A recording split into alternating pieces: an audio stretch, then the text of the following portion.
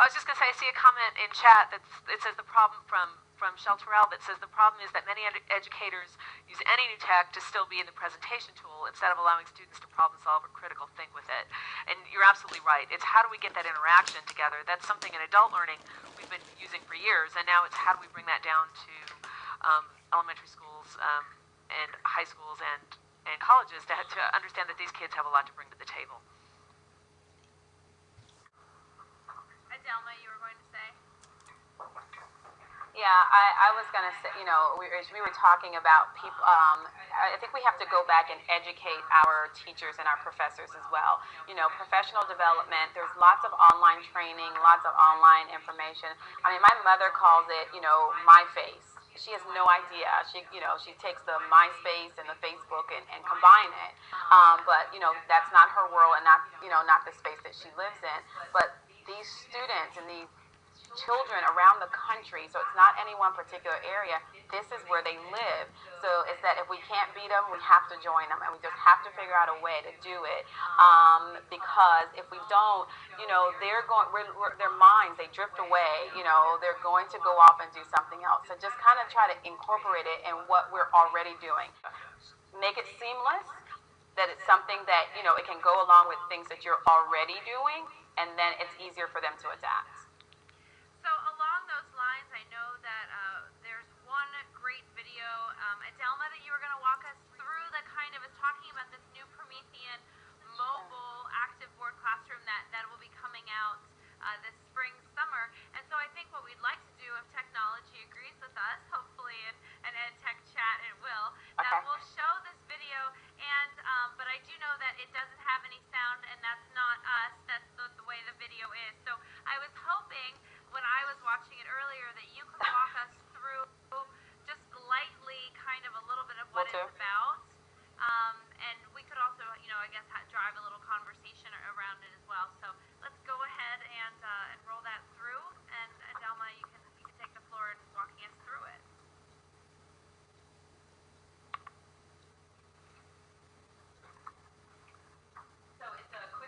So it's a quick video that's going to come up, and what you're looking at here is the actual active board mobile system. So it's taking a quick little spin. The next piece that's going to come out, and this piece right here is our oversized storage. So what you're looking at inside, it was quick, but those were our learner response systems, and we can talk about that later if you guys wish. And then coming, once it turns back around, what you're looking at here is dry erase boards that are coming off to the side of the board. This right here is a laptop case, so you can actually take your laptop, put your laptop in the case, and lock it for security as it's being moved. And the dry erase boards are something that classroom teachers ask for. They love the interactive whiteboards, but there are times when they wanted to write notes, take notes, put the class schedule. So what we've done is basically incorporated things that teachers have asked for to create this new active board mobile system. And so the whiteboards come off on the side, and it looks like it's frozen.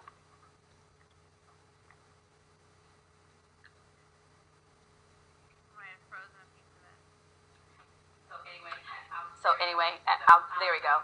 So you see the two panels that come off onto the side. It closes up, it goes down, and then you can actually just roll it out of the room. So we can, and that kind of helps with cost if we talk about, sharing it between classes. Also, just being able to, I'm teaching, a lot of classroom teachers sometimes don't have their own actual classroom, or if I'm a specialist, so I go from class to class, I can actually roll the interactive whiteboard with me, take the Promethean board to different classes. And these are basically things that classroom teachers have asked us to incorporate in our product. So it's going to be available spring, summer, so June. Excellent. Thank you so much. So for everyone that was a good little opportunity for me. I have to say, to steal a moment to look through all the comments and what people are saying. Just a quick reminder that we are accepting questions under the question tab where everyone sees a 3. You can enter your questions in there, and we're kind of answering them live as we go along. And also for everyone in the chat to know, I think that was one of the first premiere times that Promethean has shown that video in a live chat environment in the U.S. I know that it was at a German education technology conference. So Adelma, thank you so much for that privilege tonight. Kevin, You're welcome. Thank you, guys. Thank you. Kevin, would you like to jump in and address some of the questions that I saw you commenting on in the chat? Yeah, Stephen's comment about administrators. Yeah. So the comment, I'm scrolling back up real quick. Just general, again, going back to the systematic friction, we've got teachers that really want to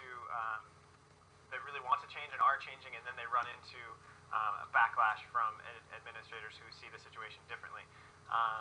So I wanted to just share a quick story about how some of the successes that we had in trying to address this. When we first were rolling out what we're doing, which is called Red Rover, and what Red Rover does is it aggregates all the social media in similar ways, Karen, that you were talking about, where students sign up for a directory for their college and they plug in their Facebook and their blog and they're delicious, and then we deliver, we match up based on relevancy. So if somebody's blogging about physics, for example, they can read the blogs of the physics majors who are seniors. So it's peer-to-peer learning, and it's just through replacing the school's directory. It's really simple.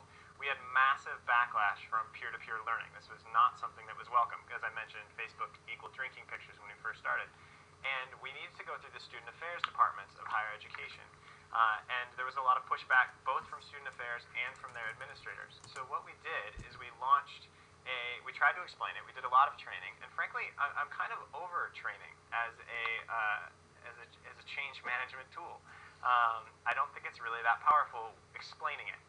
What we did that worked was we launched the Student Affairs Collaborative, and we created a community for student affairs people. And it's at theessaybloggers.com.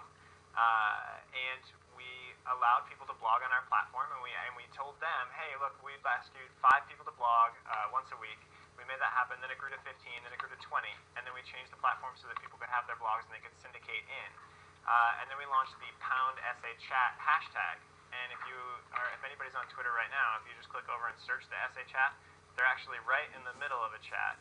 And obviously I'm doing this. So this community has exploded. It now has 2,600 members on Facebook. It's larger than any of the professional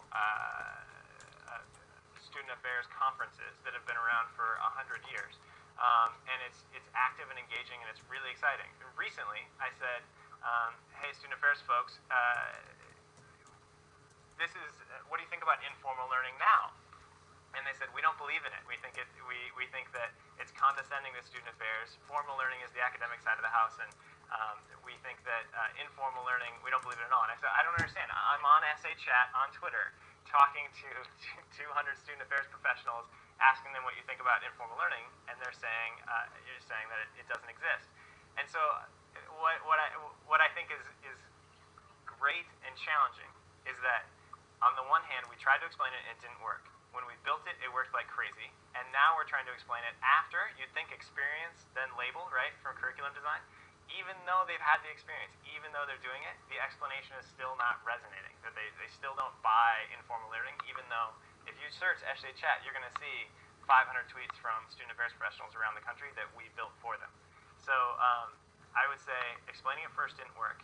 Giving it to them, building a community for them did work.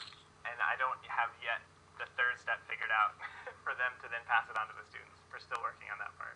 I'll let you know when I figure it out. But it was much better than explaining it.